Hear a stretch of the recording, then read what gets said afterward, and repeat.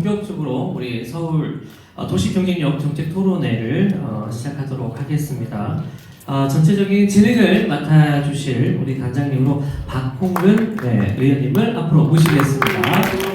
그리고 오늘 패널로 함께하시는 분들 소개하도록 하겠습니다. 김영배 의원님, 그리고 김남근 의원님, 최현일 의원님, 최기상 의원님, 그리고 조재희 조위원장님도 함께 자리하도록 하겠습니다. 어려운 시간, 그리고 또 알찬 토론을 위해서 준비를 또 많이 해주셨는데 자리하신 동안 여러분 박수로 함께 환영해 주시면 고맙겠습니다.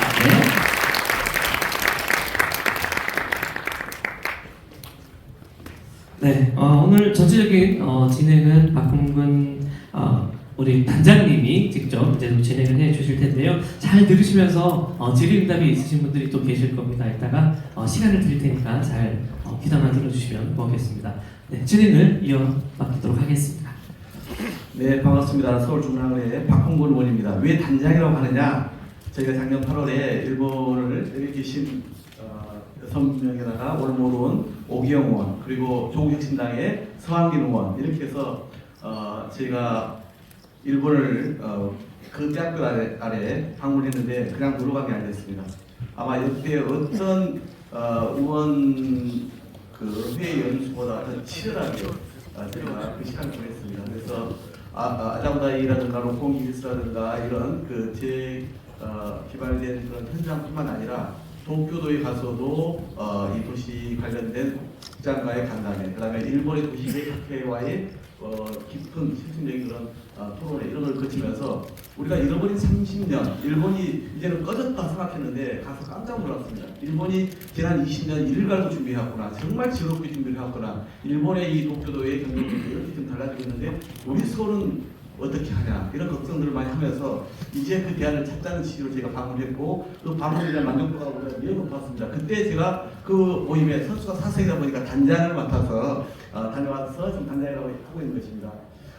오늘 이제 두 분을 못 오셨습니다만은 그때 참석한 분들이고 또 서울대 의원들이다 만큼 이 도시 경쟁력, 특히 주거정책 관련해서는 다들 내놓으라 하는 자기 전문성이 있는 분들입니다. 오늘 발제와 함께 토론에 임해 주실 거라 생각합니다.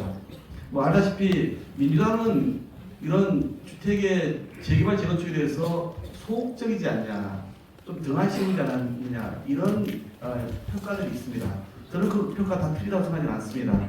전 시장 때 물론 그년의 루타운을 무리하게 지정하면서 엄청난 갈등이 있었고 지체되면서 이걸 해소하기 위한 불가피한 조치들이 오세훈 전 시장 때 현 말로, 그리고 그 이후에 이걸 이어받은 박원 시장 때부터 이제 출구 전략이 물색될 수밖에 없었죠. 그러나 그 이후에 수요와 공급의 불일치가 매우 현격히 드러났습니다. 여러분 알다시피 지금 서울의 1인 가구가 42%가량, 2인 가구가 한 26, 7%에서 68, 9%가 이제는 1인 가구예요. 옛날 서울의 가구 형태가 완전 달라졌습니다.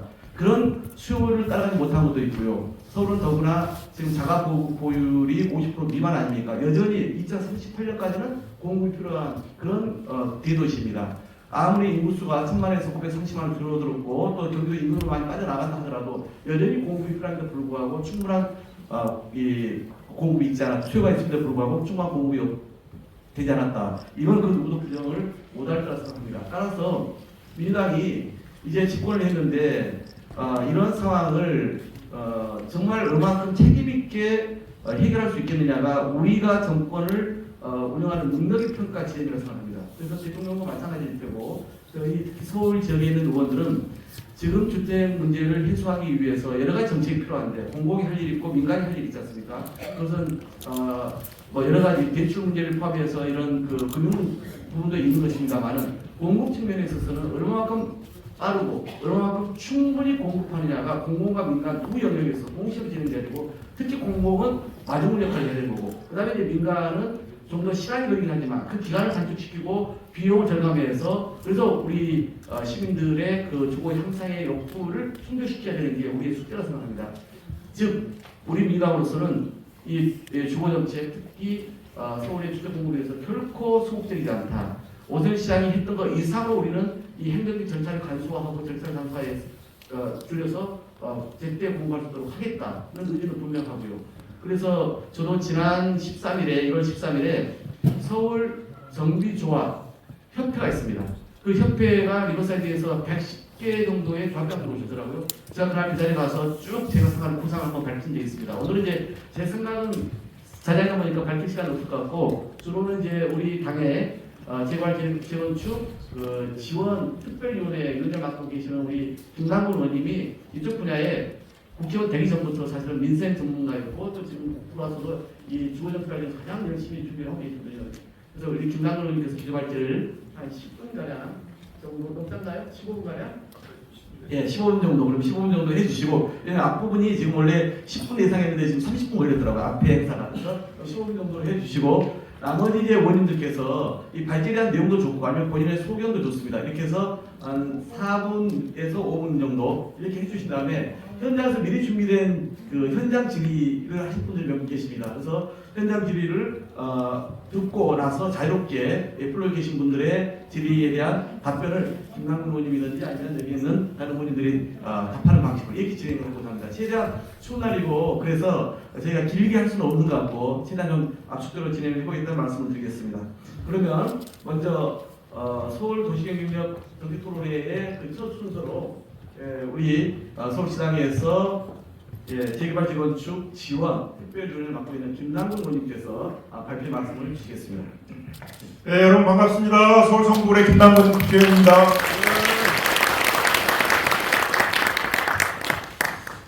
몇 번 강조를 했으니까 저희들이 왜 여기 다 이렇게 앉아 있는지는 이제 이해하셨죠. 지난 8월에 같이 이제 동경을 방문해서 거기에 도시 재생 사업, 재개발 사업은 어떻게 진행되었는지를 한번 저희도 좀 자세히 관찰하고 분석하고 와서 그런 내용들도 우리 서울의 도시재생, 서울의 재개발에 있어서 어떻게 활용될 수 있는지 그런 것들도 한번 좀 말씀드렸고, 또 저희가 지금 재개발 재건축을 활성화하기 위해서 지금 여러 가지 정책들을 지금 모으고 있고, 도시 및 주거환경 정비법이라는 법을 집약시켜서 곧 구정이 지나면 2, 3월에 이제 그 법을 통과시키려고 하고 있습니다.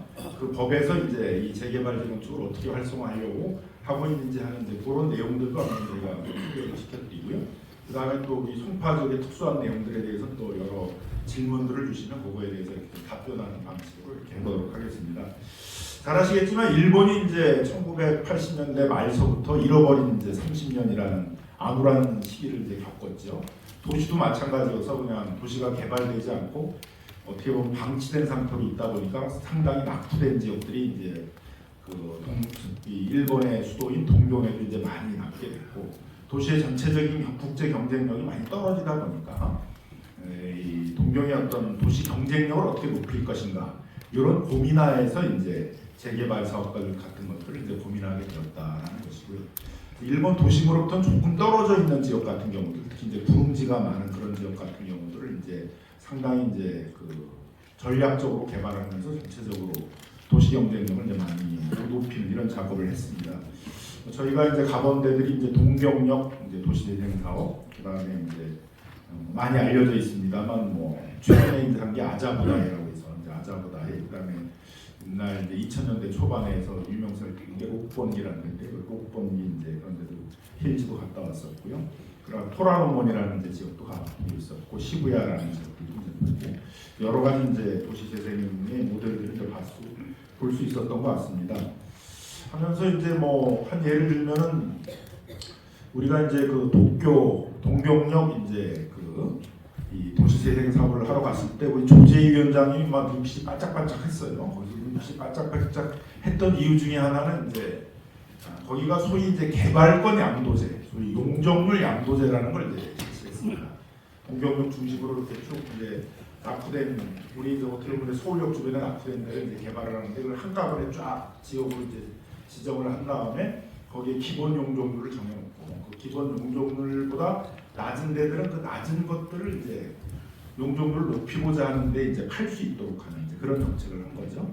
그래서 어떻게 보면 동경역을 개발할 비용들이 없었는데 동경역은 어차피 고층으로 개발할 수가 없잖아요. 그냥 우리 서울역 같은 거니까. 그래서 그 동경역 개발을 하는 이제 주체가 이제 그 용적률을 주변에 이제 팔아서 용적률을 이제 주변에서 활용을 해서 고층으로 개발하려는 곳들이 이제 그 활용을 하는 그런 전략을 하고 어떻게 보면 거기에 있어서의 그 용적률을 팔아가지고 개발 비용을 마련하는 이런 전략을 썼습니다. 아마 이런 유사한 전략들을 쓸 수 있는 곳 중에 하나가 아마 송파의 풍납동 그 문화재가 많이 발견된 지역 같은 경우에 이제 그 문화재가 발견된 지역은 고층으로 고밀도로 개발하기가 어려우니까 거기에서 기본 용적률에 미달하면서 개발 못하는 것들을 이제 가지고 그 용적률을 주변에 이제 고층으로 재건축을 하려고 하는 이제 여러 지역들이 있을 텐데 그런 지역에다가 용적률을 이제 팔아가지고 그 비용으로 이제 뭐 문화재 보존도 하고 거기서 개발을 제대로 시행하지 못했던 분들에게 어떤 보상을 하거나 아니면 저층 개발을 하면서 개발 이익 같은 게 많지 않은 거죠. 비용 부담이 많은데 그 부담들을 덜어주는 아마 이런 방식으로도 사용을 할 수 있을 겁니다.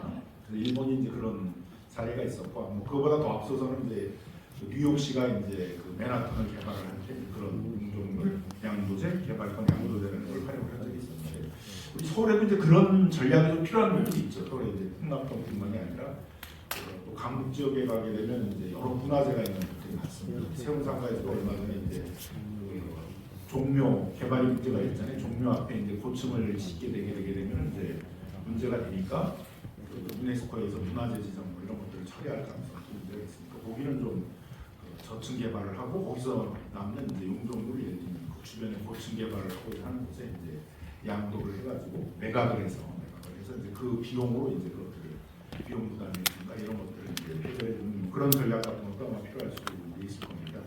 이와 유사한 거를 이제 서울시에서 한번 시범적으로 지금 하고 있는 사업 중에 하나가 이제 성북 지역에서 그 성벽이 있는 도서 그 우리 이제 서울시에 성벽이 있거든요. 거기는 이제 고밀도로 개발할 수가 없어요. 고도 제한이 있어서 이제 문화재가 있는 그런 데니까요. 그리고 굉장히 이제 낙후되어 있죠.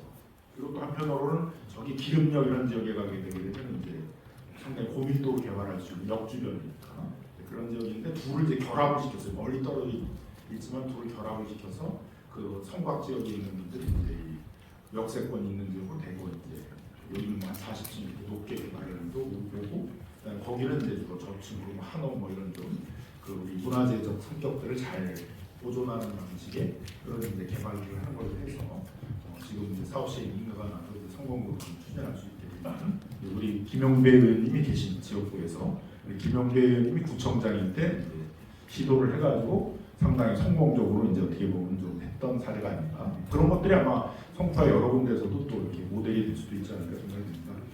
그런 것들도 이제 많이 봐왔었고요. 토라노먼 지역 같은 경우는 이제 지금서 아파트만 개발하는 게 아니라 거기에 뭐 밑에 터널도 있고 또 뭐 록봉이나 아자부다이 같은 데 특색은 문화 시설들을 많이 거기다 했습니다. 박물관 같은 것. 우리도 이제 공공기호로 이제 뭐 일정 지역에 뭐 문화 체육시설 같은 걸 확보를 합니다만 그냥 형식적으로 확보하는 게 아니라 그걸 확보를 해서 굉장히 그 지역의 도쿄에서는 이제 굉장히 경쟁력이 있는 외국의 관광객들도 많이 찾아오는 그런 문화 시설, 뭐 상업시설 같은 것들을 만들어서 전체적으로 경쟁력을 높이는 이런 방식의 사업들을 많이 했는데 뭐 그 질문한 것 중에 보니까는 뭐 거여 마천 지역을 개발할 때 이걸 주거로만 개발하지 말고 거기에 어떻게 보면 교통에 상당히 결절점 같은 뭐 그런 이제 위치 같은 것들이 있는 것 같습니다. 그래서 개발을 할 때 그런 종합 개발을 이제 해야 된다라는 얘기들을 이제 질문해 주셨는데 아마 그런 것들이 이제 그냥 주거로만 개발하지 않고 거기에 여러 가지 그런 상업시설, 문화시설 이런 걸 잘 결합시켜가지고 어떻게 보면 또 서울의 경쟁력도 높고 송파의 경쟁력을 높이는 그런 방식의 이제 개발 뭐 이런 것도 가능하지 않겠는가. 그런 것들이 어쨌든 좀 저희가 뭐 지금 단계에서는 영감, 시사점 이런 것들을 이제 많이 가지고 왔는데요. 아마 이제 여기서 이제 뭐 또 큰 역할을 하실 분들이 있을 텐데 만약 이제 그런 역할을 맡는다면 그런 것들이 영감으로 끝나지 않고 구체적으로 서울의 어떤 도시의 기본 계획이나 구체적으로 송파 지역에 있어서의 어떤 정비 계획이나 이런 걸로 또 실현될 수도 있지 않을까 생각이 듭니다. 네, 이런 얘기들을 우리 조재희 위원장이 좀 해달라고 말씀해 주셨습니다. 조재희 위원장은 그때 제가 보니까 이 눈빛이 반짝반짝하던 지역만 잘 체크해 놨는데 이제 이런 것 때문에 이제 눈빛이 반짝반짝하셨고 송파에서도 동경의 또 그런 이제 그 도시재생 재개발의 모델을 잘 활용을 하게 되면 또 풀기 어려운 문제들도 풀 수 있지 않을까 이렇게 이제 생각하셨던 것 같습니다. 다음에 이제 저희가 그 이재명 정부가 이제 출범을 하면서 서울 지역에 있어서의 도심 재건축 재개발을 활성화하는 것들을 이제 서울 지역의 어떤 주택 공급 확대 정책의 가장 핵심적인 것으로 지금 삼고 있고 서울 지역이 2022년, 2023년에 그 주택 공급이 굉장히 줄어들었어요. 착공 기준으로 직전 3년 동안에 비해서 2022년에 한 24% 정도 줄어들었고 그 23년에 한 50몇 프로 줄어들었어요. 2024년에도 한 40몇 프로 정도가 줄어들었습니다. 착공이 줄어들면 그 후유증이 언제쯤 나타나냐면 3년 후에 나타나거든요. 보통 이제 착공을 해가지고 아파트가 지어져서 입주하는 데는 3년 걸립니다. 2022년에 줄어든 게 언제쯤 나타났겠어요? 그 후유증이 2025년에 나타나요. 작년에 이제 상당히 부동산 시장이 불안해지고 서울 지역의 집값이 이제 불안해지게 하는데 2022년에 그 주택 공급이 크게 줄어든 게 지금 영향을 미쳤고 어느 때 또 더 심해지겠어요? 아까 2023년에 50몇 프로 줄었다고 했잖아요. 그게 언제 후유증이 나타나는 게 올해죠. 2026년. 그래서 올해가 이제 상당히 애로사항이 많는 주택 공급이 이제 입주 기준으로 많이 줄어들면서 이제 서울 지역의 주택 시장이 상당히 불안해질 수 있는 이제 그런 여지가 있습니다. 2027년에도 해소가 되기 어렵죠. 2024년에도 한 40% 정도 줄었기 때문에. 아마 그게 완전히 해소되는 데는 아마 2027년을 좀 지나가야 되고 그 사이에 이제 아주 비상하게 지금 이제 그 주택 공급들을 이제 획기적으로 좀 늘려야 되는 공공 재개발도 뭐 획기적으로 늘려야 되고 또 민간 재개발도 뭐 민간 재건축도 획기적으로 좀 늘려야 되는 이제 그런 비상한 상황이 있고 그런 관점에서 이제 재개발 재건축을 활성화시키겠다라는 이제 전략들을 저희들이 이제 추진하겠다는 것입니다. 그래서 뭐 도시및 주거환경정비법에 지금 뭐 반영돼 있어서 이제 2월달에 본격적인 이제 논의를 하고 아마 2, 3월 내에 처리되지 않을까 저희 기대하고 있습니다만 내용들을 보면 첫 번째는 이제 행정적인 절차들을 대폭 단축하는 이제 그런 내용들이 있습니다. 이제 첫 번째 기본 계획 수립하고 정비 계획 수립들을 지금까지 이제 따로따로 해왔는데 그럼 기본 계획도 수립할 때 그걸 위해서 공람 공고해야 되고 또 지방의회 또 의견 들어야 되고 관계기관 협의해야 되고 도시계획 심의 받아야 되고 여기서 후딱 임명하죠.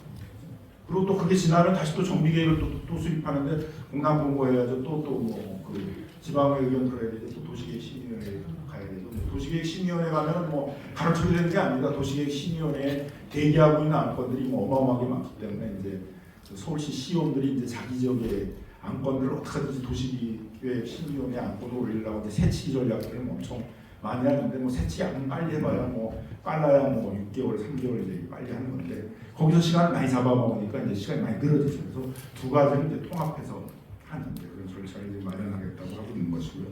또 대부분 또 정비 계획들이 구체적으로 잘 세우질 못합니다. 그냥 이렇게 러프한 수준에 있어서 뭐 여기는 이제 이런 모양으로 뭐 짓는다 이런 정도로 하는데 구체적으로 이제 이 지역의 아파트를 몇 개 동을 짓고 뭐 어느 동은 뭐 40층으로 짓고 어느 동은 30층으로 짓고 뭐 평형으로는 몇 평형을 몇 세대를 만들고 이런 구체적으로 세울 때 보면 처음에 있는 정비 계획하고 안 맞게 된단 말이에요.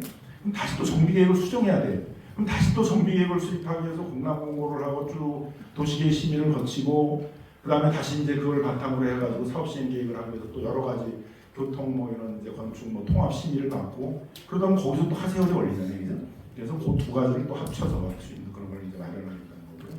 그럼 잘 아시겠지만 이제 사업 시행 계획을 수립하는데 엄청나게 시간들을 이제 잡아먹는데 사업 시행 계획이 또 끝나고 나서 다시 또 이제 그걸 기초로 해가지고 뭐 분양 공고하고 분양 신청 받고 거기서 이제 뭐 누구는 분양받고 누구는 청산하고 뭐 이런 걸 정리해서 다시 또 관리처분 계획을 또 잡는데 그 사이에 한 또 3년 걸린단 말이에요. 그죠? 어떤 때는 또 분쟁이 생기면 5년도 걸리고 그래서 이렇게 시간을 많이 걸리지 않고 뭐 우리는 그렇게 갈등이 심하지 않아서 한꺼번에 할 수 있다라고 동시에 신청하는 지역에 대해서는 그 관리처분 계획과 사업 시행 계획들을 한꺼번에 이제 동시에 처리하는 상당히 단축되겠죠. 그렇게 되는 시간들을 뭐 그런 이제 전략들을 이제 수립했다라는 것이죠. 뭐 세세한 것들이 많이 있습니다. 예를 들면 이주가 완료돼야 그때부터 또 이제 철거 심의위원회를 열어가지고 철거 심의를 하는데 그래서 철거하고 또 착공하는데 후딱 또 1년 걸린단 말이에요.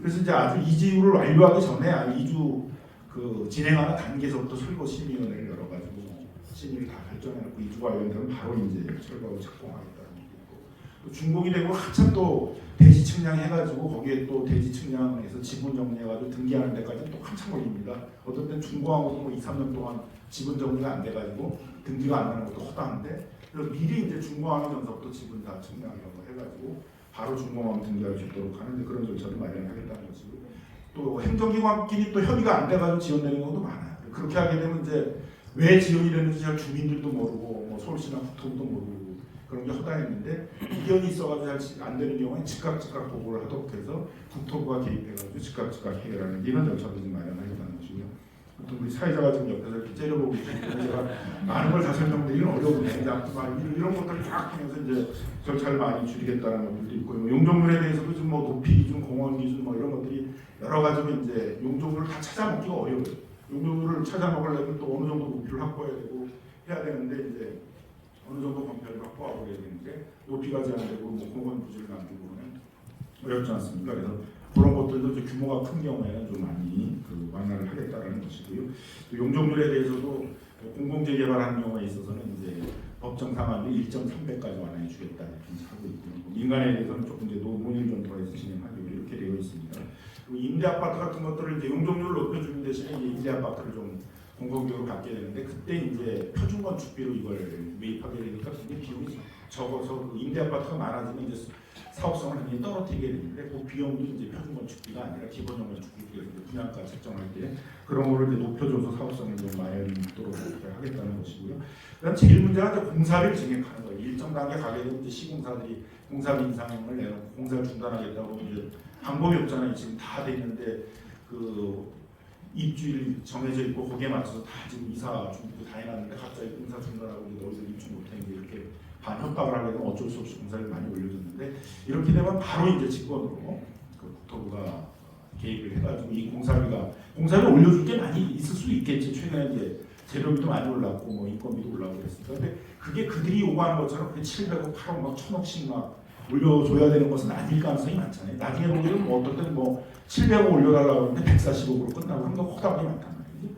여러분 이제 그런 것들에 대해서 처음부터 개발해가지고 너무 부풀려서 진행을 요구한다. 그래서 요게 적정하다 이런 것들을 하고 그런 것들로 신속하게 공사비 문제가 오래 끌지 않고 이제 끝내게 하셔서 사업성을 유지하겠다든가 아무튼 그 외에 또 여러 가지 또 사업성을 보존하기 이제 많은 방식이 있습니다. 또 사회자가 또 지금 계속 보시고 있기 때문에 제가 말씀드리기는 어렵고 동의율 관해서도 이제 많이 말씀해 주셨는데 동의를 계속 받는 과정에서 새로 받을 때마다 동의율 충족이 굉장히 어려워서 거기서 시간이 많이 가고 있는데 앞에서 뭐 2반 제안을 하고 받은 동의율 30%, 뭐 2반도 결정을 하기 위해서 받은 50%, 초기 단계에서 받은 동의를 이제 이렇게 조합 설립까지 계속 유효하게 하는 그런 방식들을 뭐 취하겠다든가 뭐 이제 그런 것들도 이제 있고요. 그다음에 뭐 원주민들의 특히 세입자들이라든가 이제 분양을 포기한 세대들이니까 이런 분들의 이제 그런 이제 원주민 정책 관련된 많은 것들이 있는데 그런 걸 나중에 사업 시행 계획 다 짜고 이주할 때 대해서 이제 갑자기 그걸 하려고 그러니까 마련하기가 어렵잖아요. 그래서 앞으로는 그런 이주 수요를 미리 예측을 해서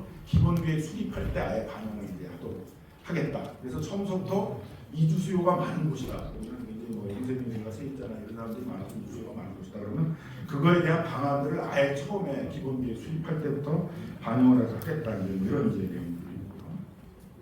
아무튼 그동안 이제 제기됐던 많은 내용들을 좀 새로 이제 정부가 출범을 하면서 재건축 재개발을 그냥 뭐 민간에 맡겨두는 식으로는 하지 않고 민간이 풀기 어려운 이런 문제들을 이제 다 종합적으로 해서 하겠다 입니다. 국회 사정이 뭐 넉넉치가 않아가지고 뭐 이런 문제들이 잘 논의가 안 되고 이렇게 하다 보니까 지금 뭐 필리버스터 한다고 야당이 그러다 보니까 이걸 지금 잘 처리를 못 하고 있는데 아무튼 이제 이런 것을 빨리 끝내고 이제 부정진하면 뭐 이런 민생 입법서부터 신속하게 논의를 해서 이제 빨리 입법을 하게 되면 이 입법 빨리 되면 이 입법에서 굉장히 또 혜택을 받는 게 많을 거 아니에요. 근데 이 입법이 지연돼 가지고 또 뭐 정기국회까지 가고 그러면 그 사이에 또 뭐 인가들을 받아야 되는데 우리 또 뭐야 그럼 또 법 개정될 때까지 기다려야 되고 그러다 또 진행될 수가 있기 때문에 저희들이 뭐 신속하게 진행을 좀 해서 문제를 해결하겠다 이렇게 말씀드리고 싶고요. 나머지들은 우리 사회가 좀 쳐다보고 있기 때문에 지지를 해주시면 그때 또 답변드리도록 하겠습니다. 네. 제가 너무 이런 시간에 요청을 준 건 아니고요. 딱 15분 지나면서 요청을 좀 시작했습니다. 예, 딱 4, 5분 정도가 있습니다. 이따 또 이제 답변 시간이 있으니까 그때 좀 더 궁금한 거 여쭤보시기 바랍니다. 우리 김강훈 의원님 많이 공부가 되어 계시죠? 예. 성북 지역이신데 그 지역에도 있습니다. 성북 지역인데 워낙 우리도 재개발 재건축 과거에 뉴타운부터 시작해서 역사가 있습니다. 그래서 저희가 최근에 그 현장을 좀 가서 조합 그 관계자들이나 주민들 만나봤거든요. 그래서 계속 국회 안에서도 가장 열심히 이 문제에 대해서 좀 들여다보고 계시다 그런 말씀드리겠습니다.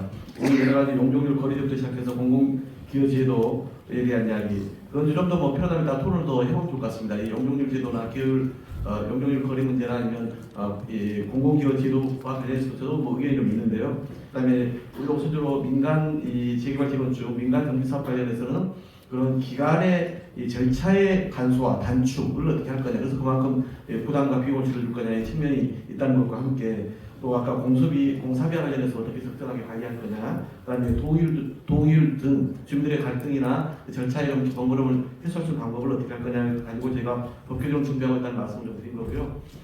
향후에 이제 정부도 지금 1월 말에 좀 발표할 예정으로 돼 있잖아요. 우리가 주택 공급 관련해서 지난번에 발표를 했는데 구체적이지 않다라고 한 우리 평이 있었죠. 그래서 아마도 이제 주로는 정부가 갖고 있는 유유부지를 중심으로 하는 공공 주택에 대한 부분과 함께 향후에 민간 이 주택 사업에 대해서 좀 더 속도를 낼 수 있는 지원책이 거기 좀 담길 거라고 이렇게 보여집니다.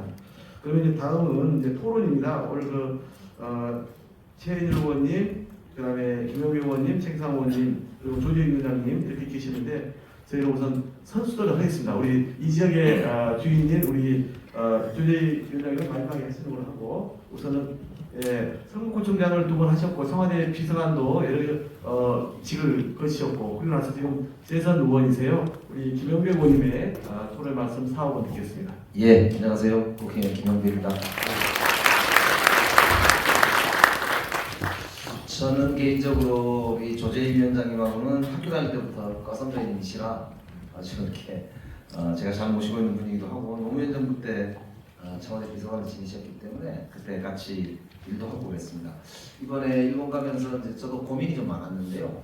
저도 2010년부터 18년까지 이제 성북구청장을 했는데 성북구청장을 제가 당선됐을 때 아시다시피 이제 뉴타운 광풍 이후에 이제 출구 전략을 하는 것 때문에 제가 정말 참 힘들었습니다.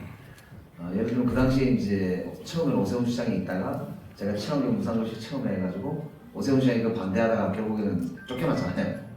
그러고 나서 이제 박원순 시장이 당선이 됐는데 우리 뭐 예를 들면 성북동에 있는 구역이나 아니면 장애동에 있는 구역들이 가면은 시장하고 저하고 가잖아요. 찬성 100명, 반대 100명 오셔가지고 장위시장 이런데 이제 성북동에 저 성범 밑에 완전히 가운데서 시장하고 저하고 끼어가지고 한쪽에서는 계속 찬성 이제 해야 된다고 주장하시고 나머지 100%는 또 하지 말라고 이제 그래가지고 주민들끼리 거의 뭐 이렇게 싸움이 나가지고 경찰이 출동하고 이럴 정도로 이렇게 반복됐었습니다.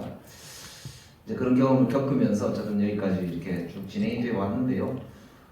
여러 고민이 있는 것 같습니다. 결국 이제 자기 본인들의 재산권 문제도 있고 또 시민으로서 살아야 될 기본적인 그죠 주거 권리라는 게 또 있고 적어도 우리가 65불이라고 하는 아주 전 세계 최빈국에서 가장 짧은 기간 동안에 35,000불이 넘는 그것도 이제 서울 같은 경우는 굉장히 대한민국의 대표 도시이기 때문에 그것도 송파 지역은 최근에 우리나라를 대표하는 도시로 발돋움하고 있는 곳 아닙니까? 그러니까 그런 점에서 이제 굉장히 사실은 여러 고민이 있을 수밖에 없는 것 같아요. 그래서 뭐 고민들도 많으시고 그동안 여러 논의를 해오셨을 텐데 우선 그 말씀드리기 전에 아까 질문 중에 그게 있다고 알고 있습니다. 그 특정 건축물 위반 같은 경우 혹시 있으세요? 질문들이 송파에 굉장히 거의 많다고 말씀을 드렸는데요. 제가 오다가 국토위 간사를 하고 있는 복기왕 의원하고 현재 특정 건축물 위반 문제 관련돼서 법안이 10여 개 이상 발의가 되어 있거든요. 그러니까 발의 박홍근 의원님도 해놓으신 걸로 알고 있고 그래서 어떻게 되고 있냐 이렇게 물어봤더니 당정협의를 저도 제가 정책위에 이제 외교통일위원회이긴 한데요. 저도 정조위원장이어서 우리 정책위에서 몇 번 논의가 됐기 때문에 지금 그 결론이 어떻게 났냐 이렇게 물어보니까 다음 주 화요일경에 결론을 내주려고 한다고 합니다. 마지막 논쟁 중인데 이제 개인주택의 경우에 330회백 그러니까 100평이죠. 100평으로 할 건지 그 절반으로 할 건지에 대해서 이제 논쟁이 지금 진행이 되고 있다고요. 다가구 주택의 경우도 이제 용도를 이렇게 반으로 나누거나 해서 이렇게 한 경우에 별도 이제 방을 만든 경우에 이게 이제 가구가 늘어나는 경우는 아니고 그건 제외하고 이제 이렇게 양성화하는 방향으로 논의가 되고 있긴 하다고 합니다. 그리고 그 이외에 몇 가지 뭐 쟁점들이 있긴 한데 하여튼 다음 주 화요일 경에 큰 틀에 결론이 일단 1차적으로 나지 않을까 라고 보고 있고요. 이게 우리 이재명 대통령이 국정기획위원회 우리 박홍근 의원님이 총괄 간사를 하셨기 때문에 잘 아시겠지만 국정과제 72번으로 되어 있습니다. 그래서 챙기고 있으니까 큰 걱정은 안 하셔도 되겠다. 다만 이게 이제 특혜를 준다. 그리고 약간 이제 이 소위 근생을 주택으로 쓸 경우에도 그렇지 않습니까? 이게 용도가 이제 그러니까 아까 얘기했던 가구가 증가하거나 그렇게 해서 곤란하다. 예, 이제 그야말로 특혜를 주는 거기 때문에 그래서 이제 그런 거 빼고는 나머지는 논의가 잘 진행이 되고 있다. 이렇게 보고 말씀 견해서 드리고 전국에서 아마 15만 가구 정도 되는 걸로 지금 파악을 하고 있다고 해요. 그러니까 그건 조금만 기다리시면 답이 나오지 않을까 그렇게 생각을 하고요. 지금 서울이 자가율이 50%가 안 되지 않습니까? 49% 정도 되고 그런데 저는 뭐 다른 말씀은 아까 다 말씀을 하셨기 때문에 두 가지를 저는 고민하고 있습니다. 하나는 이제 이 아까 재개발 재건축 같은 경우도 이제 잘 진행을 하되 송파 같은 경우는 문화재 부분은 피해가기가 쉽지가 않습니다. 그렇기 때문에 제가 아까 잠깐 말씀드린 전국 최초로 제가 구청장 할 때 저도 고민하다가 거기가 서울 성곽이라고 한양 도성이 있지 않습니까? 이게 사대문 안과 사대문 밖을 가르는 기준 아니에요. 성북은 왜 북이냐면 사대문 바깥 것들입니다. 사대문 안 것들은 종로고 그 사대문 그 도성 자체가 경계예요. 성 자체가. 그러니까 성 바깥은 성북이고 성 안은 종로고 그렇습니다. 거기에 이제 집들이 있기 때문에 이거 어떻게 할까 하다가 아무리 해도 안 되는 거예요. 이게 용적률도 안 나오고 뭐도 안 나오고 안각도 안 나오고 그래서 결론이 이제 아까 용적률 이전을 할 수 있는 이양제를 전국 최초로 사실은 시행을 했습니다. 그래서 이제 지금 이제 근데 이제 그것도 여러 이제 불법을 겪다가 지금 이제 기름동에 있는 곳하고 신월곡 1구역이죠. 거기랑 결합 개발을 했는데 이제 착공이 들어갑니다. 그래서 성공적으로 좀 마무리가 되지 않을까 이렇게 기대를 하고 있는데 이것도 이제 우리나라에서 경험이 많지 않기 때문에 굉장히 좀 연구가 필요하지만 여기 이제 풍납동이나 이런 곳에서는 충분하게 좀 고민해볼 필요가 있고 이거를 서울시에서 정부에서 저는 적극적으로 밀어줘야 된다고 생각해요. 그래서 한편으로는 문화재나 이런 것도 보호하면서 동시에 충분하게 그런 이제 우리가 지금 이재명 대통령의 표현으로 빌자면 비상한 희생에는 비상한 보상이 따라야 된다 이렇게 얘기했지 않습니까? 그러니까 그건 충분히 가능하다 이렇게 생각하기 때문에 그런 방법도 좀 적극적으로 고려를 해보면 좋겠다 이렇게 생각이 들고요. 두 번째는 이게 이제 우리가 송파 지역에 해당하지 않을 수 있는데 아까 송파에 대해서는 다른 이야기가 조금 있습니다. 근데 추가로 이제 1인 가구, 2인 가구가 많지 않습니까? 근데 이제 우리가 재개발 재건축을 통해서 공급되는 대부분의 아파트들이 4인 가구를 기준으로 되어 있습니다. 그러다 보니까 신혼부부나 아니면 미래를 설계하는 쪽 입장에서는 굉장히 그게 불균형하고 이게 미스매치가 너무 크게 발생을 하고 있습니다. 그러다 보니까 특정 지역에는 이제 특정 가구 3인 이상 세대들만 몰려 있고, 근데 어르신들도 그렇지만 1인 가구, 2인 가구가 이제 이렇게 쾌적한 환경에서도 충분하게 살 수 있는 1인 가구, 2인 가구들은 충분히 필요하다고 생각하거든요. 그렇기 때문에 이런 이제 밸런싱 같은 게 지금은 조금 더 고민이 돼야 되겠다 이렇게 생각이 됩니다. 나머지 이제 제가 여러 이러저런 말씀을 드릴 수가 있는데 아까 김남근 의원이 충분히 설명을 하셨기 때문에 송파의 맞춤 고민이나 아니면 좀 일반적인 재개발 재건축과 관련해서는 저도 구청장에서 사실 늘 하던 일이 이거였기 때문에 늘 뭐 나중에 혹시 질문이 있으시면 같이 논의하고 공감을 이룰 수 있도록 그렇게 해보겠습니다. 저는 오늘 이렇게 추운 날씨에 뵙게 돼서 반갑습니다. 저도 열심히 해보겠습니다. 고맙습니다. 네, 수고하셨습니다. 송파에도 많습니다. 그래서 아까 얘기했던 특정 건축물은 소위 이제 우리가 불법 건축물, 위반 건축물이라고 표현하는 거고요. 이런 게 보통 베란다를 튼다든가 옥상에 이렇게 옥탑을 만든다든가 이런 것들이잖아요. 이게 서울만 한 7만 원 정도 됩니다. 그게 주거용이 한 4만 9천 원 정도. 그래서 제가 국정기획위원회 있을 때 이재명 정부의 신속 추진 과제로 아예 지정해서 제가 국토부 서울시 국장 다 불러가지고 발표를 했습니다. 이건 우리가 양산 조치하겠다. 그러나 이제 그걸 구체적으로 어떻게 할 것인지를 지금 정부하고 협의 중에 있는 것이고 그래서 아까 말씀하신 것처럼 330제곱미터가 아닌 660까지 넓혀달라는 게 저희의 요구이고, 건설도 이번에 마지막으로 풀어보자라고 하는 요구를 하고 있는데, 아마 그런 부분은 우리 이제 공인중개사 송파 지회장님 되게 관심 많은 부분인데, 정부가 여기에 대해서 되게 완고한 입장이에요. 사실 제가 요구하고 있다는 것과 함께 제가 또 건축법도 같이 냈습니다. 지역이 건설 경제로 살아야 되고, 특히나 지금 2겹 1.5m로 해가지고 10m까지는 이제 수직으로 올라가서 일조 사선을 보장해야 되는데, 이게 그동안 불법을 양산한 측면이 있거든요. 이걸 이제 또 올리자. 그래서 제가 대표 발의했고, 이것도 지금 정부가 수용을 해가지고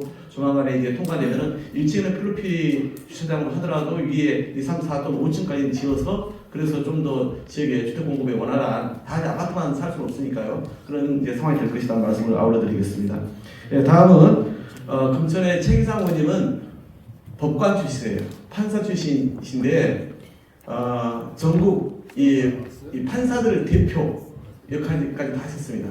그리고 나서 우리 당에 들어와가지고 정말 원칙과 소신을 갖고 계시고, 그러면서도 지금 당의 정책을 맡고 있는 정책위의장 밑에서 수석부의장으로 여러 지금 분과를 다 챙기고 있는, 정조위원을 챙기고 있는 분입니다. 우리 최기상 의원님의 말씀 듣겠습니다.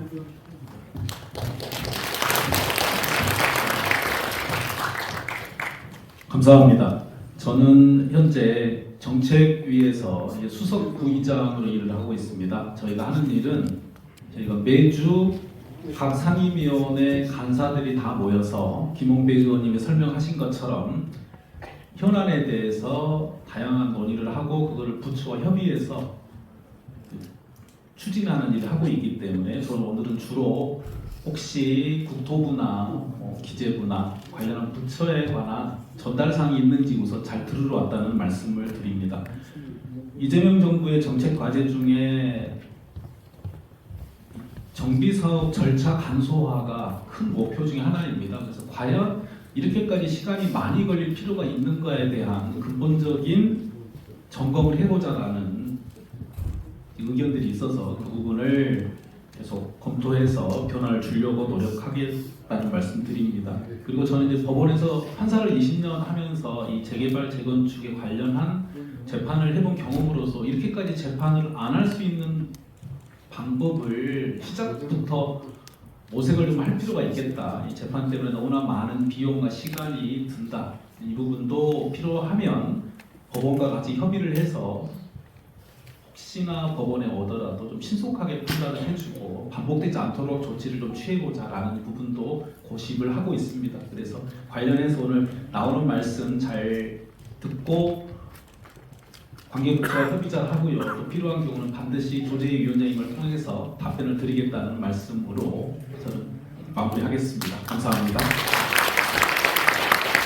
네, 고맙습니다. 다음은 영등포 구청장도 하셨고요. 서울시에서 또 대통령실에서 일했던 경험이 있는 분입니다. 우리 최현일 의원님의 말씀 듣겠습니다. 네,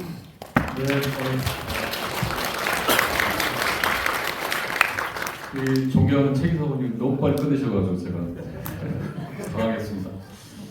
원래 축사도 짧게 하면 좋아하시잖아요.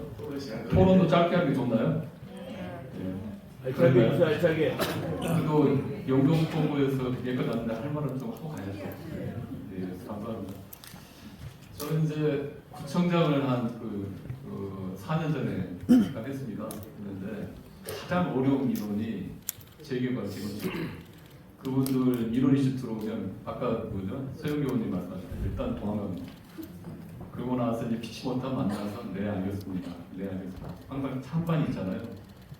그만큼 재개발, 재건축 이런 주거 이슈는 상당히 어려운 문제고 그래도 피할 수는 없고 우리 서울 시민들이 가장 중요할 생각하는 삶의 질, 이 주거 문제는 진보니 보수니 영역을 떠나서 꼭 해결을 해야 됩니다. 제가 여기서 말씀드리고 싶은 거는 오세훈 시장에 대해서 말하고 싶어요. 오세훈 시장 뭐 서울에도 좋고 처음에 5년 중간에 잠깐 쉬었다고 5년 10년을 했어요. 근데 바뀐 게 있나요? 바뀐 게 없잖아요. 한강이 뭐 세빛둥둥선, 한강버스 갑자기 뭐 멈추지 않나. 뭐 있어요? 남을 비난하기 위해서 온 건 아니지만 솔직히요. 근데 또 하나 있어요. 집값도 뭐 그러니까 주거 정책 공급도 많이 해주겠다. 그 기대가 있고요. 그 중에 가장 사기 중에 사기가 신통계획입니다. 이거 제가 국회 행정안전위원회에 있습니다.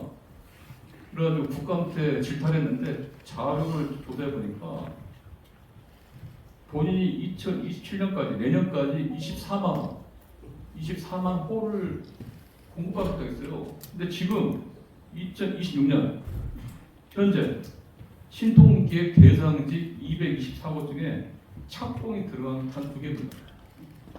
근데 그것마저도 오피스 건물이에요. 그러니까 우리 시민들 생각하는 주택 건물은 하나도 없는 겁니다. 그러면 지금 2026년 1년하고 지금 2년 그 한 1년 사이 어떻게 하고 딱 무슨 뭐 독재육 방망이처럼 집을 짓겠다는 겁니다. 그런데 매번 서울 시민들이 그것에 기망을 당하고 또 이렇게 속는다는 거죠. 이게 그런 착각이 있어요. 진보 이게 민주당 우리 진보 정권은 집값이나 이런 경제 문제에 약하다. 대신 후퇴한 이런 보수 국민의힘이나 이런 쪽은 그래도 뭐 집값 문제나 주거 문제나 이런 건 잘한다는 그래 있는데 전혀 그게 아닙니다. 윤석열 정부 때도 받고 지금 오세훈 시장 10년을 받지만 철저하게 실패했다라고 할 수 있습니다. 지금 또 하나죠. 또 하나 뭐냐면 SH가 뭐 하는 데인지 아시죠? SH가 서울 주택 도시 개발 공사예요. 쉽게 말하면 공공연행에서 집을 공급한답니다. 네? 그런데 여기가 지금 한강버스, 세비섬 이런 데에다가 투자하고 있어요. 집을 안 짓고. 그러다 보니까 공공임대주택이 급감을 했습니다. 취임 전에 오세훈 시장이 취임 전 2020년 한 해에만 건설형 임대주택이 7,057호인데 지금 현재 2023년도 그러니까 2년 전에 20분의 1, 334억, 20분의 1로 급감을 했어요. 그러니까 주거복지 이런 측면에서는 전혀 관심 없다는 거예요. 그 돈들을 한강버스에 51억, 세비섬에 128억, 서울리 한강 이런 데다가 본인의 대권에 대한 그런 방향성에 지금 몰박해가지고 그리고 시민들의 혈세를 낭비하고 있다. 그러다 보니까 서울의 주거 정책이 공급 측면에서 제대로 되고 있지 않다. 또 하나 있습니다. 아마 여기가 송파구가 강남 3구죠. 2023년도에 오세훈 시장이 갑자기 느닷없이 토지거래 허가제를 해제합니다. 알고 계시나요? 그리고 나서 한 달 만에 갑자기 또 집값이 올라오고 난리 나니까 재지정하는 사태가. 그때 이후로 서울 부동산 시장, 대한민국 부동산 시장이 되게 혼란스러웠어요. 그러면서 최근에 또 이재명 정부, 우리 정부에서 토지 허가제 관련 또 뭐 하니까 그거에 대해서 비판하는 뻔뻔스러운 거였습니다. 그러니까 제가 왜 세 가지 말씀드리냐면 신통계, SH, 토제 등 서울시 정책이 공공의 영역에서 제대로만 했더라도 여기 계시는 송파구에 있는 이 재개발 재건축에 관심이 있는 우리 시민분들이나 국민들이 걱정할 필요 없다는 거죠. 저희들 7명, 우리 선배님들 조직 계시지만 진짜 서울시장의 역할, 천만 서울 시민의 안전, 특히 주거복지, 주거 이 문제를 푸는 데 가장 중요한 역할이다. 근데 그분의 사고 철학과 방향성 그리고 일머리가 없기 때문에 지금의 오세훈 서울시장의 10년 동안 특히 현재도 거의 장밋빛 허상만 기대하게 한다. 그런 측면에서 이번에 우리 민주당에서 이제 우리 김남근 위원장님이 중심으로 위원회를 만들고 또 박홍근 우리 부모님께서도 중심이 되어서 이제 계시는데 송파구에서 이런 이제 이 토론회가 있는 이유가 바로 송파구가 아까 37개 재개발 재건축 지역이 있다는 거잖아요. 근데 그런 부분에 대한 어떤 해법도 필요하고 그런 고민이 필요할 것 같습니다. 그래서 저도 민주당에서 행정안전위원회에서 서울시 정확하게 또 견제해서 주거 정책 잘 될 수 있도록 하겠습니다. 고맙습니다. 네, 고맙습니다. 사실 저희가 지난 그 20년을 종합적으로 평가했을 때 오세훈 시정이 절반 좀 넘고 박원순 시정이 절반 좀 이하인데 지난 20년이 매우 서울의 역사에서 중요한 분기점이었습니다. 그런데 그런 점에서 봤을 때 장점도 있고 단점도 있는데 각각 시정이 근데 이제 주택의 공급 문제와 관련해서는 둘 다 호하게 점수를 줄 수 없는 부분은 분명한 것 같아요. 그래서 저는 오세훈 시장만 제대로만 비판하자는 것은 아닙니다. 그리고 또 박원순 시장 시절에도 우리 부족한 것도 인정한다. 그러나 지금은 이런 시장과 시민의 요구에 부합하는 성과를 내야 할 때다. 그것은 우리도 전혀 이견 없다. 그리고 우리는 이제 말로 하지 않겠다. 오세훈 시장이 얘기한 것처럼 뭐 기간 단축했는데 실제 참고 실제 말씀하신 것처럼 거의 없는 이렇게 가진 않겠다. 우리는 이제 지금 회장님만큼 책임 있게 하겠다. 이런 말씀을 원래 계속 드리고 있는 것입니다. 예, 다음은 우리 조재희 위원장님의 말씀을 듣겠습니다. 워낙 잘하시잖아요. 이제 교수이시면서도 대통령이 비서관으로서의 역할 또 공공기관의 자문수 역할 다 하시고 저희가 참 서울 시민의 꿈 이룸 특별위원회 약칭 시민의 꿈 위원회라고 저희가 주도적으로 공부하는 모임이거든요. 서울에 대한 공부하는 모임의 멤버들이에요. 근데 거기에 가장 많은 좋은 아이디어를 많이 내시는 분 중에 한 분 있어요. 그래서 제가 큰 도움이 됐었는데 우리 조재희 위원장님 오늘 행사까지 좋아하시는데 토론해 주시기 바랍니다. 네, 반갑습니다. 여러분, 우리 소파에서 남현순 의원님이 계시는데 한 번 보시다가 여러 번 보시니까 좋죠? 네. 그 오기영 의원님, 우리 소파 시민들이 의원님들 보고 싶어 그래요. 빨리 올라오십시오. 조금 늦게 오셨다고 일단 올라오십시오.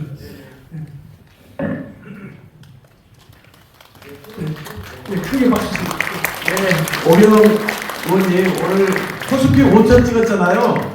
우리 당의 코스피 5천을 만들기 위한 특기가 만들어져서 대통령 공약이 있잖아요. 그런데 대통령 공약을 5년 안에 임기안에 5천 달성하겠다고 했는데 이게 지금 7개월, 8개월 만에 달성을 해버렸네요. 완전 조기도 아니고 조기 달성을 했거든요. 그 주역입니다. 이 코스피 위원회를 지금 다 5천 년을 만들어서 설사 이러다가 코스피 7천 위원회 만들어질지 모르겠습니다. 좀 이따 말씀드리기로 하고요. 조재희 위원장님께서 토론 듣겠습니다.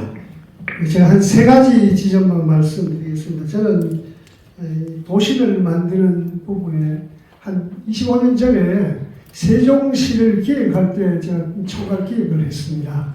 그때 우리가 세종시를 한 2,500만 평 땅을 매입을 해서 둥그런 형태의 이제 세종시를 초기 기획을 했고 지금은 뭐 조치원하고 전동면하고 쭉 해가지고 정치적으로 해서 세종시가 길쭉하게 되었지만은 원래는 동그랗게 그렇게 이제 기획을 했습니다. 그래서 그때 이제 이 도시를 하나 만들면은 그냥 만드는 것이 아니고 굉장히 많은 사람들을 세계 각국에 이렇게 파견을 했습니다. 예를 들어서 말레이시아의 푸트라자야라든지 오스트레일리아의 캔버라라든지 또 저 로키 산맥 안에 있는 어떤 도시든지 이런 도시에 가서 그 모델들을 가지고 이제 세종시를 이제 기획을 했었는데 거기에는 이제 산업하고 사람들하고 어떻게 그래서 그때 이제 클러스터라는 말들이 이제 생기기 시작했습니다. 사람이 그냥 도시에 주거만 하는 것이 아니고 직업이 있어야 되고 또 직장이 있어야 되고 거기에 또 지식인들이 붙어서 도시를 발전시켜 나갈 수 있고 이런 등등의 그런 아이디어를 가지고 있었다는 그 경험을 가졌습니다. 그런데 이제 그 도시를 만들 때, 신도시를 만들 때 국가는 전적으로 국가 예산을 가지고 만듭니다. 도시를 매입하는 것부터. 그럼 그때 어떻게 그 2,500만 평을 다 매입을 했느냐, 한꺼번에 일시적으로. 쉽게 말하면 보상가를 2배를 줬습니다. 그 영기군, 물론 충북에도 조금 그 북면 청주 쪽 조금 들어가 있지만은, 당시 지가의 2배를 주니까 이게 거의 다 매입이 되었습니다. 쉽게 말해서 국가가 토지를 매입을 해서 그걸 지었기 때문에 그게 가능했다라는 것을 이야기합니다. 쉽게 말하면 새로운 좋은 도시를 만드는데 국가가 아무 돈 안 들고 그냥 저절로 만들어지는 경우가 없습니다. 우리 올림픽 할 때 올림픽 공원은 그냥 강제 매입해가지고 이렇게 지구 정리해가지고 지주들이 이렇게 좀 사실 손해보면서 이렇게 되었지만은 지금은 이제 그럴 수 없는 게 이제 우리 재개발, 재건축은 기본에 자기 자산을 가진 사람들이 이제 거기다가 재개발, 재건축을 해야 되는 사업성이 있어야 되는 거죠. 그러니까 이제 용적률 문제가 나오고 이런 경우가 생깁니다. 이런 예는 세계사적으로도 있습니다. 여러분들 잘 아는 오스트리아의 비엔나 같은 경우가 1890년대 산업화가 일되고 나서 돈이 좀 벌어지자 그때 그 합스부르크 왕가가 우리도 파리 같은 도시를 한번 만들어보자 해가지고 지금 오늘날 비엔나를 쉽게 말해 재개발한 겁니다. 그때 그 재개발을 했을 때 그 아이디어가 뭐냐면은 그냥 건축가들이 재개발하면 재개발 안 됩니다. 그 상태에서 그 비엔나에 쉽게 말하면은 정치, 경제인, 건축가, 예술가 이 모든 사람들의 아이디어가 만들어서 오늘날 그 아름다운 그 비엔나 도시가 된 겁니다. 우리는 그냥 여행 가면 그 쉽게 말하면은 2천만 원짜리 그 저기 시계 뭐 보석 이런 것만 굉장히 비싸다 이렇게 보는데 그 도시가 아름답게 이렇게 링로드 만들고 한 게 그 당시에 그런 수많은 사람들의 아이디어가 모였다는 것입니다. 그렇게 쉽게 말하면 오늘 우리 여기 모이신 분들도 그런 아이디어의 집약 과정이라고 생각하시고 자신들의 의견 이런 부분들을 적극 개진해 주시길 바랍니다. 그리고 세 번째는 이제 제가 일본에 가서 이번에 느꼈던 점을 잠시 보태드린다면은 처음에 우리 박홍근 단장님 일본 이야기에서 한국 사람들은 일본 모델을 싫어하면서 또 좋아하는 이런 게 있습니다. 일본 모델을 하면은 일단 싫어합니다. 그런데 또 우리가 또 따라가야 될 부분들을 많이 또 배우게 됩니다. 근데 제가 볼 때 도시가 여러 가지 제도적인 것도 있지만 한 단계 품격이 높아진다는 생각이 들었습니다. 즉 다시 말하면 지하도 개발을 한 곳을 제가 쭉 보니까 우리 여기 같으면 지하도 공간이 우리 잠실역 공간 저기 고속터미널 공간을 보면 거기 뭐 숨막힐 듯이 그 옷가게들 보면은 거기서 어떤 노동자가 어떻게 일을 하는가 이렇게 생각할 정도로 있으면 정말 죽겠다는 생각이 드는데 일본의 지하 공간 개발 최근의 개발들 역사 개발들을 보니까 롯데 타워 있죠. 롯데 123층 1층 그 에베뉴 있잖아요. 그것처럼 쾌적하고 안에가 아주 그 비싼 도시를 만들어놨어요. 아마 내가 거기에는 우리 여기 잠실 운동장하고 저기 삼성동하고 앞으로 마이스 저기가 개발되면 아마 그렇게 식으로 아마 삼성동이 그렇게 만드는 것 같아요. 지금 우리나라를 처음으로 하는 것 같은데 그래서 새로운 도시 개발은 한 단계 업그레이드 된다.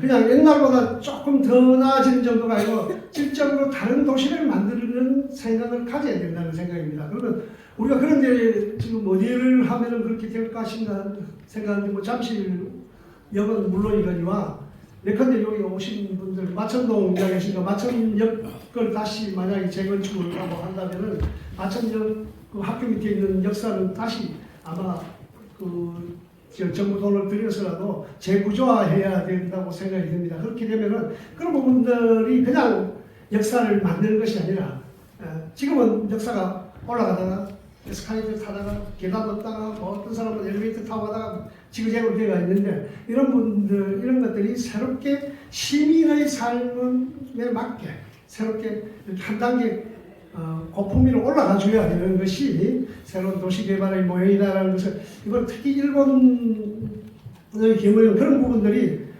재건축한 단지하고 아까 김강원 의원님 말씀하셨는데 바로 지하철 역사가 바로 연결되어 있거나 이런 부분들을 많이 경험할 수 있었습니다. 그래서 그런 부분들도 우리가 새로운 모델로 한번 도입해 볼 필요가 있다 이런 생각을 하게 됩니다.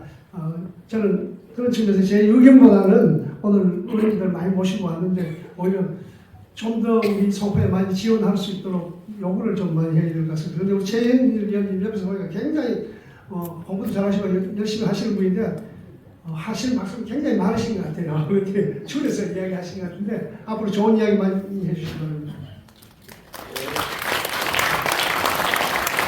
감사합니다. 조재일 위원장님.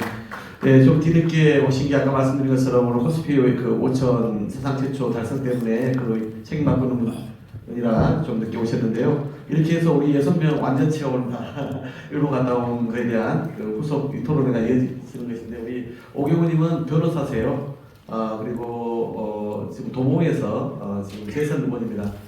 이 경제 문제에 대한 해박한 지식을 갖고 있고 또 약자의 시선에서 이 경제 산업도 이렇게 원칙적으로 보는 분이기도 합니다. 우리 오경호님의 4, 5분 정도의 토론 듣겠습니다.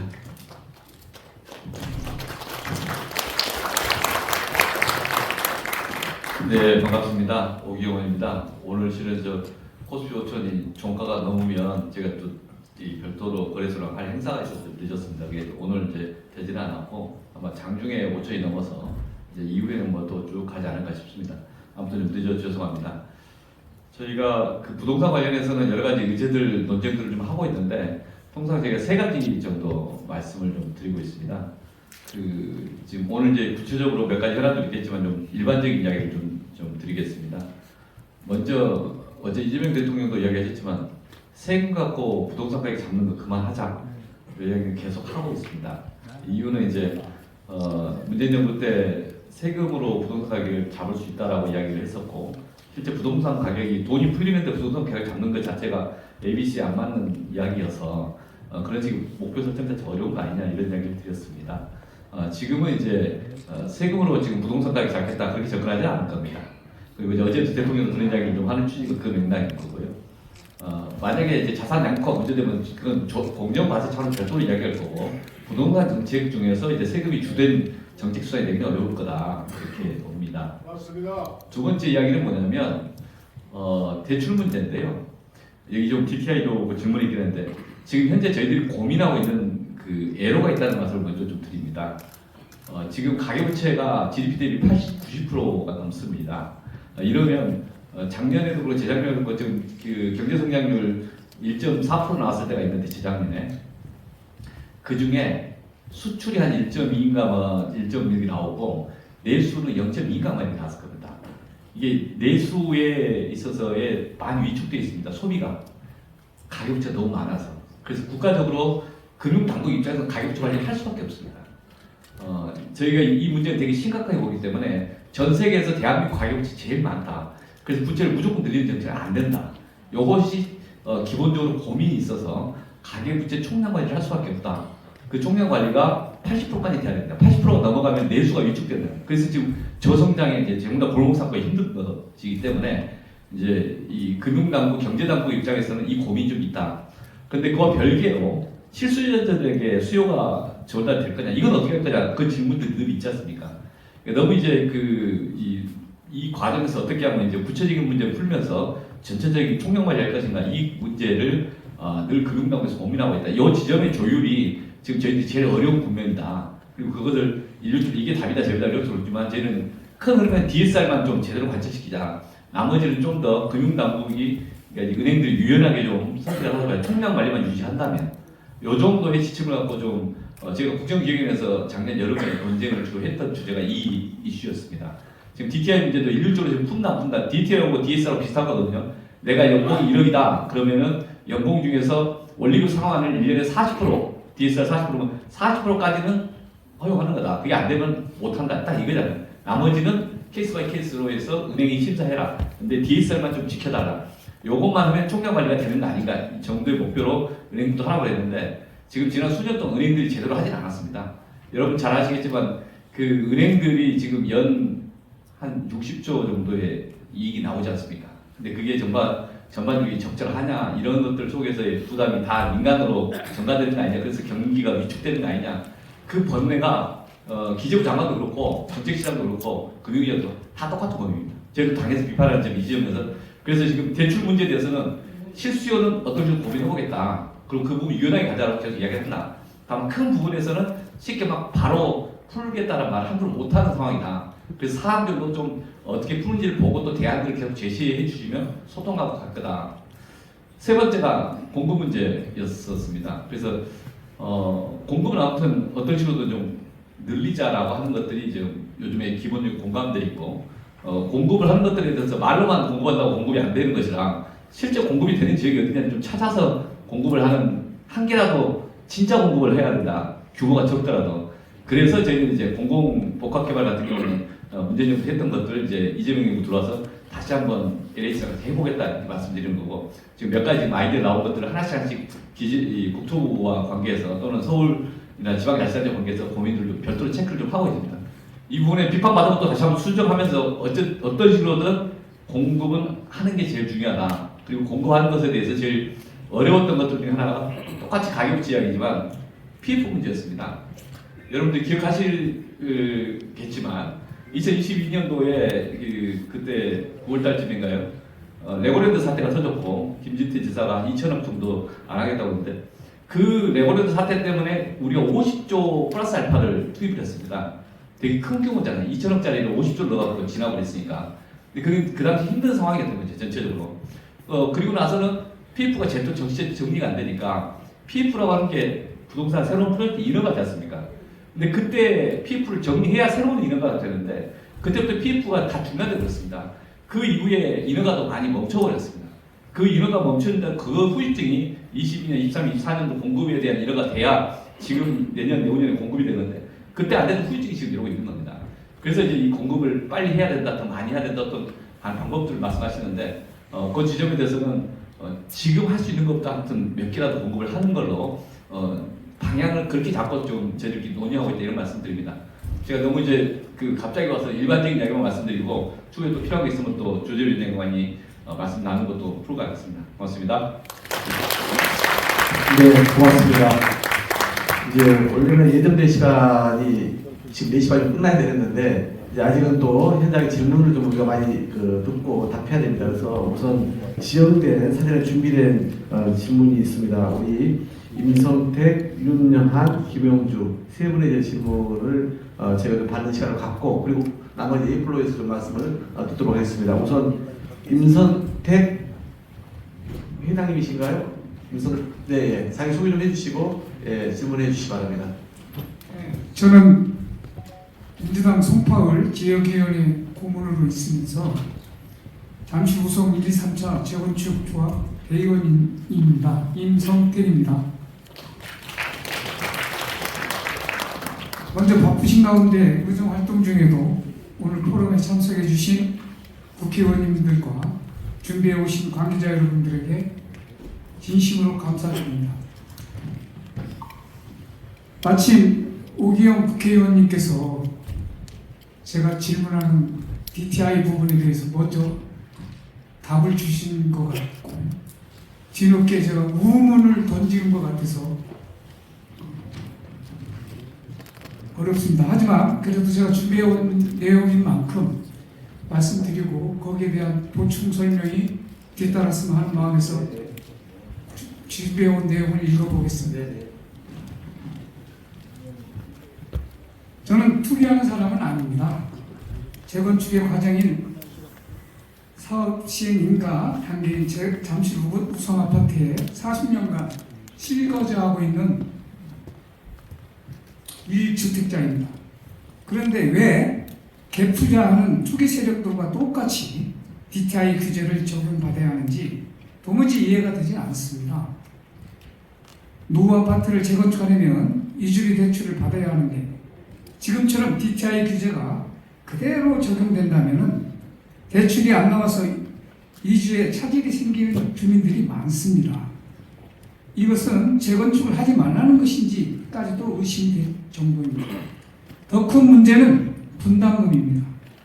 재건축 분담금이 수억 원씩 나오는데 DTI 규제 때문에 추가 대출이 막혀 있으면 현금 없는 주민은 재건축에 동참할 수가 없습니다. 결국 현금이 있는 사람들만 남고 평생 이 지역을 지켜온 원주민들은 삶의 터전에서 밀려나가게 되는 구조가 아니겠습니까? 최소한 재건축이 이미 확정된 지역이라도 사업 기간 동안은 한시적으로 DTI 규제를 완화해서 제도적 조치를 검토해 주실 수 없는지 묻고 싶습니다. 재건축 주민은 투기 수요가 아니라 실거주 주거 개선을 위해서 주거 개선 대상으로 보고 부디 DTI 규제를 현실에 맞게 해결해 주시기를 간절히 압박합니다. 감사합니다. 네, 질문 감사합니다. 질문 하나씩 받고 답을 좀 드릴까요? 아니면 한꺼번에 질문 다 받고 우리 의원님들 할까요? 그럴까요? 네, 그러면 나머지 두 분까지 말씀을 좀 듣겠습니다. 다음은 윤영한 선생님.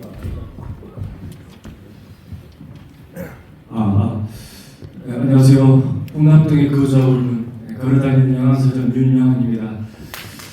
우리 정관 김남근 의원님께서 아까 영종들 이야기 말씀하셨고 또 김영기 의원님께서는 성북구에서 현재 영종들 이야기이 지금 적용된다고 말씀하셨습니다. 지금 문화적으로 고통받고 있는 풍남동이 반드시 영종들 이야기제가 적용돼서 실현될 수 있도록 간곡히 부탁을 드립니다. 그리고 아까 우리 정관 김영기 의원님께서 불법 건축을 관련하여 말씀을 하셨습니다. 의원님, 이재명 대통령님께서 이번 건축물에 대한 어떤 규제를 혁신하시겠다고 그렇게 언급하신 걸로 알고 있습니다. 그런데 주민들이 현장에서 느끼기에는 아직 요원합니다. 그것이 대통령에 대한 공약이신지 아니면 방향만 제시하는 것인지 아니면 국회에서 제도적으로 뒷받침하고 있는 것인지 궁금합니다. 또 호대가 멀쩡한 오세훈 서울시장도 규제 완화를 이야기하고 있지만 실제로 적용된 사례는 극히 일부에 불과하다고 생각됩니다. 제도는 있는 것처럼 보이는데 정작 시민들은 체감하지 못하고 있는 그런 실정입니다. 불법이나 위반 건축물이라고는 하지만 실제로 대부분 주민들이 생계 문제나 주거 문제로 지어진 경우가 대부분 그런 주택 물리들입니다. 시민들의 현실을 제대로 이해하고 말뿐이 아니라 실제로 적용될 수 있도록 제도를 과감하게 정리하거나 개정해 주시고 이 문제를 해결해 주시기를 우리 여기 오신 국회의원님께 간곡히 부탁을 드립니다. 고맙습니다. 네, 고맙습니다. 네, 다음은 김영주 선생님. 네네. 안녕하십니까. 이제껏 풍납동에서 거주했고 앞으로도 풍납동에서 계속 거주할 김영주 인사드리겠습니다. 앞에서 말씀드린 것처럼 풍납동은 문화재 지역으로 지정된 이후 오랜 시간 동안 풍납동 주민들은 각종 불합리한 규제로 인해 큰 고통을 겪어오면서 살아왔습니다. 특히 현재 풍납동 3권역은 문화재 보호구역이라는 이유로 주택을 짓거나 개보수를 할 때조차 지하 2m 규제라는 것으로 제한을 받고 있습니다. 이거는 굉장히 과도한 제한이라고 생각을 합니다. 이로 인해 주민들은 기본적인 주거 환경 개선조차 자유롭게 할 수 없는 상황에 놓여 있습니다. 또한 2015년 이전에 보상 신청을 한 가구들은 보상 이후에 해당 부지가 실제 발굴조차도 이루어지지 않은 채 공원이나 주차장, 빈 공터로 방치되어 있습니다. 그럼에도 불구하고 해당 지역은 사적지라는 이유로 개발이 불가능하다는 설명만 반복적으로 듣고 있는 현실입니다. 오랜 세월 규제 속에서 살아온 주민들의 삶의 고통은 말로 다 표현하기 어려울 정도입니다. 생활의 터전을 지키며 살아가야 할 주민들은 재산권 침해와 삶의 질 저하를 동시에 감내해야만 합니다. 이제는 풍납동 3권역이 합리적인 방향으로 재검토되어서 신도시 개발이 가능하도록 제도가 개선되기를 간절히 바랍니다. 이를 위해서 첫 번째, 지하 2m 규제가 먼저 철폐화되어야 된다고 생각을 합니다. 그리고 두 번째, 가장 강력하게 요구하는 것인데 사적 지정 해제에 대한 진지한 검토가 반드시 필요하다고 생각합니다. 존경하는 의원님, 부디 풍납동의 현실과 주민들의 고통을 세심하게 살펴주시고 오랜 기간 누적된 문제를 해결할 수 있도록 적극적인 관심과 노력을 부탁드리겠습니다. 감사합니다. 네, 고맙습니다. 풍납동에서 많이 오셨군요. 네, 그만큼 이제 자기 생활의 삶에 직결된 문제이기 때문에 절박하기 때문에 더 많이 오신 것 같아요. 자, 우선 순서대로 답변을 해보죠. 우리 임성태 선생님께서 주신 이 DTI 관련해서는 누가 좀 얘기할 수 있을까요? 우리 오경호님이나 아니면 김남문 의원님 좀 답해 주시면 될까요?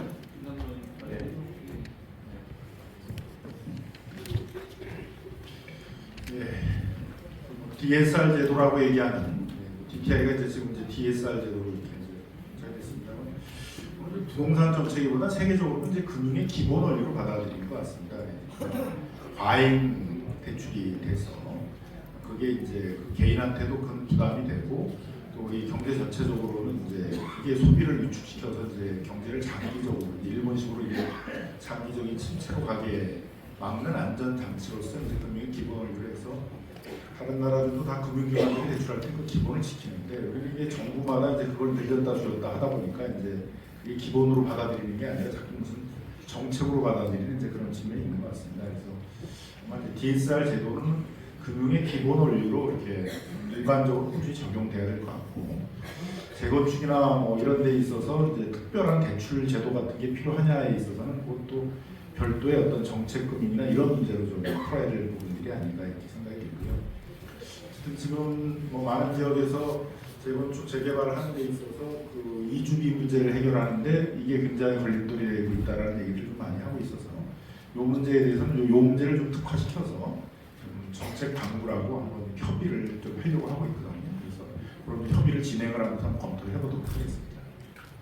우리 오 의원님 혹시 관련해서 추가적으로